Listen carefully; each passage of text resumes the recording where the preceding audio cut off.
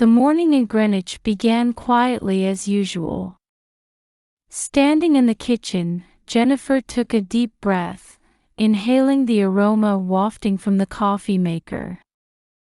The scent of freshly ground organic beans from Whole Foods had become an essential part of her morning ritual. Emily's lunchbox was already placed on the spotless kitchen counter. "Emily, it's time to go." The sound of small feet thundering down the stairs echoed through the house, and her 5-year-old daughter appeared, her golden ringlets bouncing. Her big blue eyes sparkled in the morning light. "Mommy, the cat was here again today." "Oh. Did it wander into our garden again?" Emily shook her head. "No, I saw it from the upstairs window. Grandma brought it." Jennifer's hands froze for a moment. It had been 3 months since they received news of her mother-in-law's passing. Since then, Emily had started talking about Grandma more often. At first, Jennifer thought it was just loneliness, but there was something oddly convincing about her daughter's words. "Emily." As she searched for words, her smartphone vibrated on the kitchen counter. Her husband's name appeared on the screen. "Hi, Michael. Good morning. Today's video conference might run long." It was the usual call. As a senior executive at an IT startup, Michael's work had been getting busier year by year. "I understand. But you'll definitely be home this weekend, right?" "Yes, I promise. I want to see Emily too." She could tell he was wearing a tired smile on the other end of the line. After hanging up, Emily was already seated at the table, stirring her cereal with a spoon. Her mannerisms were just like any other 5-year-old. But sometimes, when her daughter showed those mature expressions, Jennifer felt unsettled. Dr. Watson, the pediatrician, had said, "There's nothing particularly concerning. It's not unusual for children this age to have vivid imaginations." Still, there was something mysteriously weighty about Emily's words. During the morning, Jennifer was absorbed in her graphic design work at home. While working on a corporate logo revision requested by a client, her smartphone rang again. This time it was Margaret, her sister-in-law.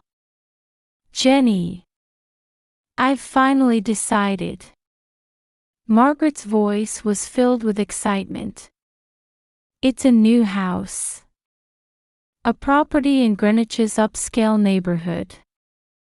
I got it under incredibly good terms." Jennifer frowned. Margaret was known as a perfectionist and a socialite.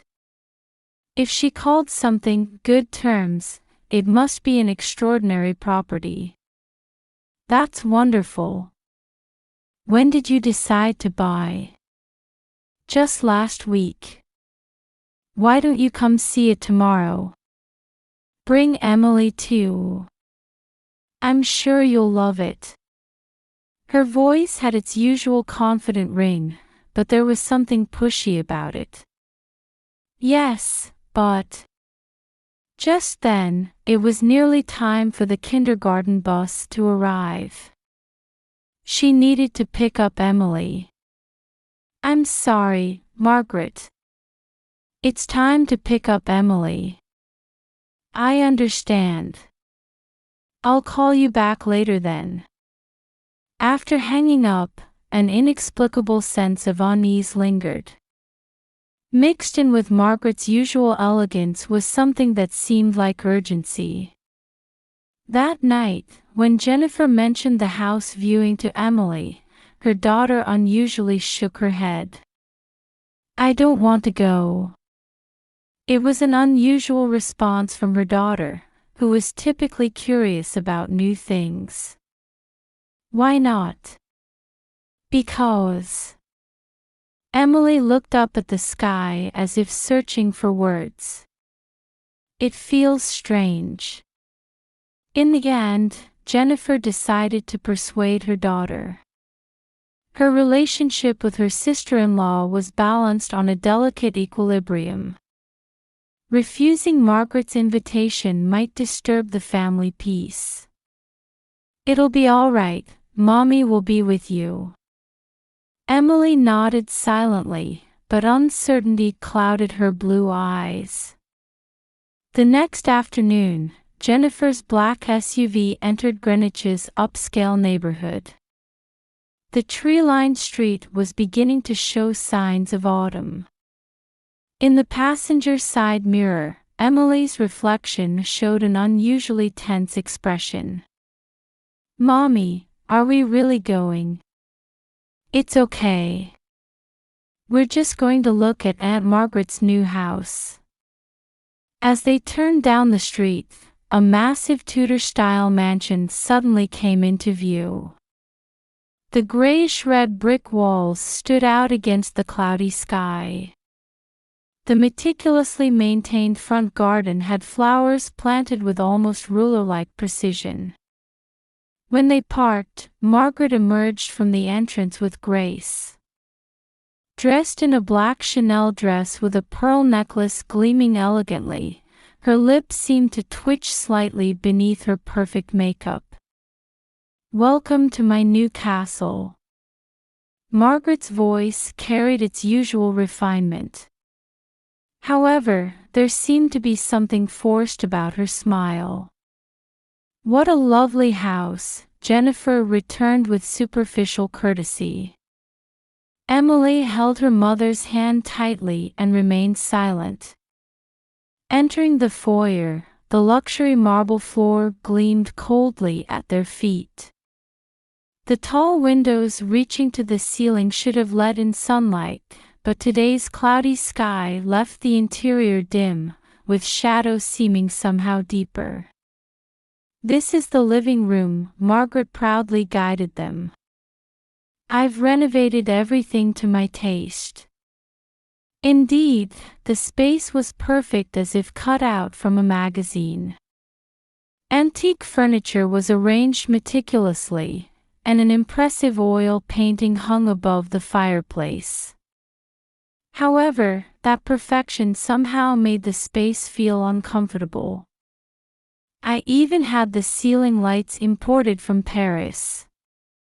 When Jennifer looked up, there was indeed an elegant chandelier shining. However, around it, there were slight but unnatural traces of repairs in the ceiling. "Isn't it cold?" Emily asked in a small voice. Indeed, the interior was chilly. It was unnaturally cold for the outside temperature. "Yes, it is a bit cold." "I'm sorry. The air conditioning is." Margaret's voice trailed off. "It's still being adjusted." The tour continued upstairs. There was a somewhat forward urgency in Margaret's steps. She moved quickly from room to room as if trying to divert attention from something. When they entered the bedroom, Emily's demeanor suddenly changed. She stopped in the middle of the room and began looking up at the ceiling with a pale face. "Emily." Jennifer placed her hand on her daughter's shoulder. That's when it happened. "Mommy, why is there a person in the ceiling?" Emily's voice was strangely calm. The room's atmosphere froze. The blood drained from Margaret's face. Her cheek twitched beneath her perfect makeup. Sweat began to run down her forehead. What are you saying?" Margaret's voice trembled. That's impossible. Emily continued quietly, still staring at a point on the ceiling. It's a man in a suit. He looks very sad. Jennifer's spine froze. Her daughter's words carried a conviction that seemed beyond mere childish imagination. I'm not feeling well. Margaret suddenly began complaining of illness. Her face was pale, and her hands were shaking violently. My head suddenly. I'm sorry. Let's end it here for today. Her voice had a note of distress mixed in. It was as if a large crack had appeared in her perfect mask. As they were leaving, Emily turned back one last time. The man is saying something. Emily, let's go now. Jennifer quickly pulled her daughter's hand toward the entrance. Behind them, Margaret was leaning against the door, looking more disheveled than they had ever seen her. Getting into the car, Emily sank deep into her seat. It's okay, we're going home now. In the rearview mirror, the mansion cast an eerie shadow in the twilight. Under the cloudy sky, the Tudor-style building stood as if hiding something. While driving, various questions swirled in Jennifer's mind. Margaret's abnormal reaction. The unnatural ceiling repairs. And above all, the weight of her daughter's words. The phone rang. It was from Michael. Did you go to Margaret's house? How was it? There was an odd tension in her husband's voice.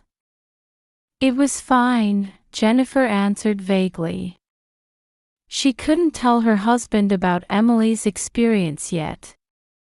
After hanging up, Emily was already asleep in the passenger seat. Though her expression was peaceful, she occasionally furrowed her brow. Was she having a bad dream? That night, Jennifer was awakened by Emily's scream. No! Don't go! When Jennifer rushed into her daughter's room, Emily was curled up on the bed. Stuffed animals were scattered on the floor, and the sheets were damp with sweat. It's okay, Mommy's here. When she hugged her, the small body was trembling. The man looked like he was suffering. Emily's voice was hoarse. He was calling for someone in the ceiling. Jennifer gently stroked her daughter's hair while choosing her words. What kind of man was he? He was wearing a gray suit. Emily answered with her eyes closed. And he had a big ring. A gold one. Jennifer caught her breath at the detailed description. It was too specific for a 5-year-old child to imagine. At breakfast time, Emily was less energetic than usual, just stirring her cereal with a spoon. Should we let you stay home from kindergarten today? Emily nodded slightly. I'm tired. When she explained the situation to Michael on the phone, her husband unusually promised to come home early. I'm worried about Emily. I'll be back tonight. After letting her child rest upstairs, Jennifer sat down at her home office computer. Though work deadlines were approaching, her mind was full of other thoughts. She opened her browser and searched for the address of Margaret's new house. An unexpected article caught her eye. Property prices plummet in luxury Greenwich home, impact of disappearance case from 10 years ago. The article went back 10 years. Robert Miller, the construction company president who lived in that house at the time, had suddenly disappeared. Police conducted a thorough investigation, but ultimately his whereabouts remained unknown. Robert Miller. Whispering that name, she continued her search. Then, from the local newspaper archives, a photo of Miller emerged. A middle-aged man in a gray suit. And on the ring finger of his left hand gleamed a large gold ring. A chill ran down her spine. Emily's description matched the photograph perfectly. As she dug deeper, more interesting facts came to light. Just before Miller's disappearance, his company had been preparing for a major development project. However, his disappearance caused the plan to collapse, resulting in losses for many investors. Jennifer stood up and looked out the window. Autumn sunlight streamed into the garden, but dark clouds loomed in her mind. The phone rang. It was from Mrs. Parker, a neighbor. "Mrs. Brown, I heard you went to Margaret's new house yesterday." Surprised at how quickly news traveled but remaining calm, Jennifer answered, "Yes, for a viewing." "Do you know much about that house?"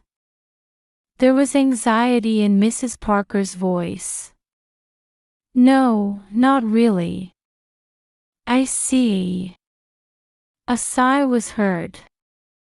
"Actually, my husband was working for the police during the incident 10 years ago." Jennifer held her breath. The investigation back then was full of strange things. The house search was incomplete. It was as if someone was interfering with the investigation. "What do you mean?" Just then, there was a sound from upstairs. "I'm sorry, I'll call you back." Quickly hanging up, she headed upstairs. Opening Emily's door, her daughter was staring absently out the window. "Mommy, I saw the man again," her daughter said without turning around. This time he was in the garden. "What was he doing?" "He was pointing that way." Emily pointed toward the neighboring house. "Aunt Margaret's old house." Jennifer caught her breath.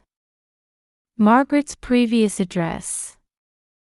Come to think of it, 10 years ago, she must have lived near the Miller house. Taking out her smartphone, she looked up Margaret's old address. It turned out to be just 1 block away from the Miller house. Too close to be a coincidence. In the evening, Michael came home as promised. Usually wearing his work face, today he was clearly worried. "How's Emily?" "She's sleeping upstairs." "Finally settled down." "I got a call from Margaret," Michael said as he sat on the sofa. "She wants to apologize for yesterday." "What did she tell you?" "That she wasn't feeling well.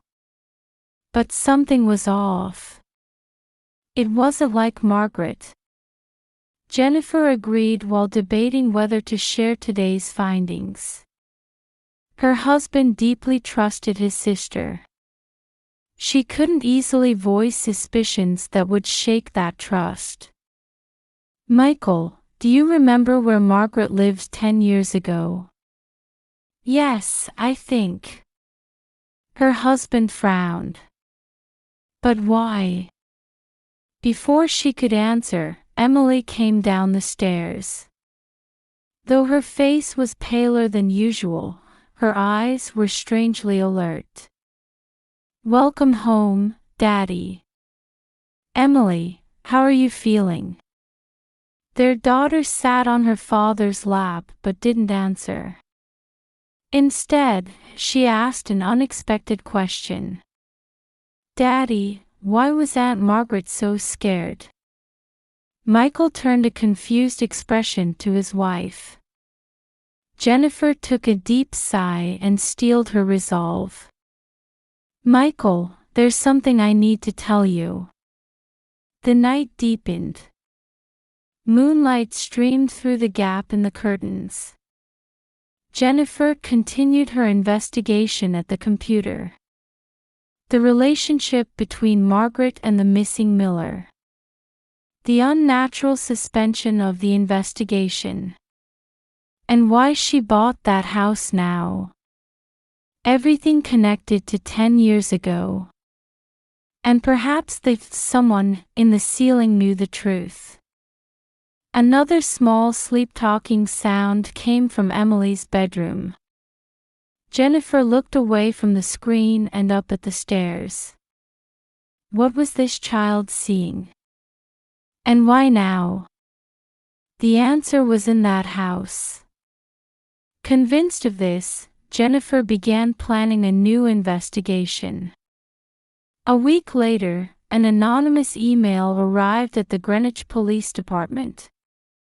Attached were detailed investigation materials about the disappearance case from 10 years ago, and numerous pieces of evidence showing the close relationship between Margaret Wilson and the victim. That afternoon, Margaret's new house was surrounded by police vehicles. Search warrant, the detective announced at the entrance, and the blood drained from Margaret's face. What do you mean? She tried to maintain composure, but her voice trembled.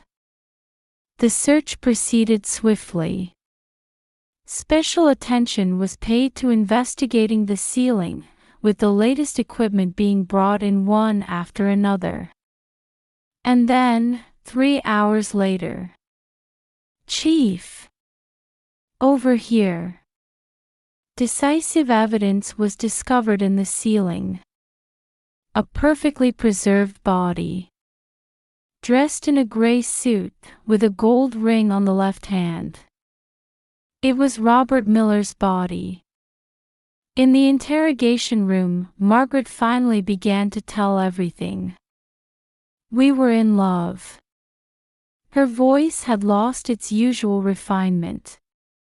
He promised to marry me. A new life with me. But the truth from 10 years ago began to emerge bit by bit. Margaret and Robert Miller had maintained a secret relationship for over 2 years. His house was just minutes away from where she lived, within walking distance. They had continued their affair without anyone noticing. I was prepared to throw everything away. Divorce, scandal, I was willing to accept anything. However, Miller had other plans. That day, he said he wanted to end everything. He said he wanted to avoid scandal before the company's big project. A maniacal light appeared in Margaret's eyes. After ruining my life, to think he could just be happy on his own. I couldn't forgive that. On the day of the incident, she visited Miller's house asking for one final conversation. However, the discussion took an irreversible turn. When I realized it, he was lying on the floor. The perfectionist Margaret was thorough in her subsequent actions as well. Using her knowledge of construction, she created a specially preserved space in the ceiling. She hid the body there and made it appear as if he had disappeared. But why did you buy the house after 10 years? The detective asked. Because I couldn't let anyone else buy that house. If someone renovated the ceiling. At that moment, Michael entered the interrogation room. The blood drained from his face when he saw his sister. Margaret. Her voice cracked. I'm sorry. I couldn't be perfect. That night, in the Brown family living room, the news of Margaret's arrest was playing on TV. Michael sighed deeply as he tilted his glass. I should have noticed, his voice was filled with deep regret. She was my sister, but I couldn't see her real pain. Jennifer sat next to her husband. No one could have known. She hid it perfectly. But Emily knew. Michael looked toward the stairs. That child saw through to the truth. Upstairs, Emily showed a peaceful sleeping face for the first time in a while. The next morning, Mrs. Parker came to visit. You sent the anonymous email, didn't you? Jennifer nodded quietly. When I started investigating the house's past, what you told me was the key. About your husband being a former police officer. Mrs. Parker nodded understandingly. 10 years ago, my husband was concerned about the unnaturalness of the investigation. But no one would listen. I hear they'll be reinvestigating the people involved back then during this investigation. The two women gazed out the window facing the garden. The autumn sunlight seemed to herald the beginning of a new season. A week later, a preliminary hearing was held. Margaret admitted to all charges. The psychiatric evaluation noted extreme obsessive-compulsive disorder and perfectionist personality disorder. Michael was present in the courtroom. His anguish as a brother trying to support his sister while acknowledging her crimes touched the hearts of those in attendance. That night, Emily asked her mother, "Mommy, won't the man come anymore?" "No." Jennifer embraced her daughter. "It's okay now. The man can finally rest peacefully." Emily nodded slightly. "Yes. But I feel sorry for Aunt Margaret." Jennifer felt her heart tighten at her child's innocent words. A soul that knows neither hatred nor anger. Perhaps it sometimes sees deeper truths than adults. The night deepened.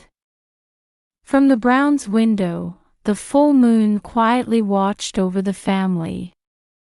Truth can sometimes be cruel.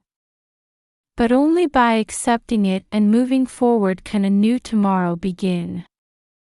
When Michael returned from work, Emily ran to her father. "Daddy, guess what? I made a new friend at kindergarten today." Normal life was gradually returning. 1 year later, the Brown family had moved to a new house.